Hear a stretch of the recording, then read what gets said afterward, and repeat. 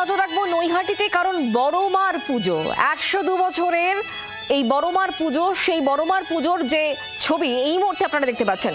বড়মার মাহাত্ম্য লোকের মুখে মুখে, নৈহাটির আকাশে বাতাসেই শোনা যায় সেই মাহাত্ম্যের কথা। কালী পুজো উপলক্ষে সেজে উঠেছে নৈহাটির বড় মায়ের মন্দির। চলছে বিশেষ যে পুজো, সেই পুজোর তোড়জোড়। বড়মার দর্শনে কালী পুজোর একেবারে সকাল থেকে দেখা যাচ্ছে ভক্ত সমাগম। দেখছেন সেই ছবি। বড় মায়ের কাছে বিশেষ প্রার্থনা নিয়ে প্রত্যেক বছর প্রচুর মানুষ আসেন, এবারও তার কোনো রকম অন্যথা হয়নি।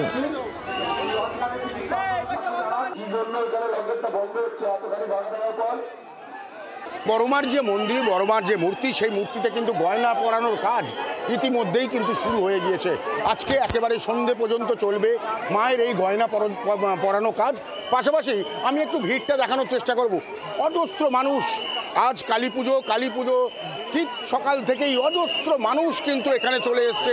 ভক্তরা তারা আসছেন, তারা মায়ের কাছে মনস্কামনা পূর্ণ করছেন। সারা দিন অর্থাৎ সারা রাত ধরেই কিন্তু এই ভিড় চলেছে। আজকেও সারা দিন সারা রাত ধরে কিন্তু এই ভিড় চলবে।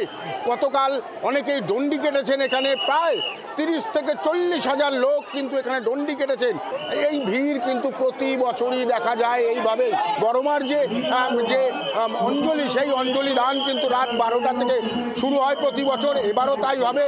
এখনো পর্যন্ত ভক্তরা কিন্তু এইভাবেই তারা বড়মার দর্শন করছেন এবং এখনো কিন্তু শেষ অর্থাৎ বড়মার যে মূর্তির যে শেষ কাজ, সেই শেষ কাজ অর্থাৎ গহনা পরানো, সেটা কিন্তু ইতিমধ্যে শুরু হয়ে গিয়েছে এবং এইভাবেই মা ধীরে ধীরে সেজে উঠছেন এবং পাশাপাশি ভক্তরাও মায়ের কিন্তু দর্শন করছেন। নৈহাটি থেকে বরুণ সেনগুপ্ত, জি 24 ঘন্টা। বাংলার আওয়াজ, বাঙালির আবেগ, জি 24 ঘন্টা।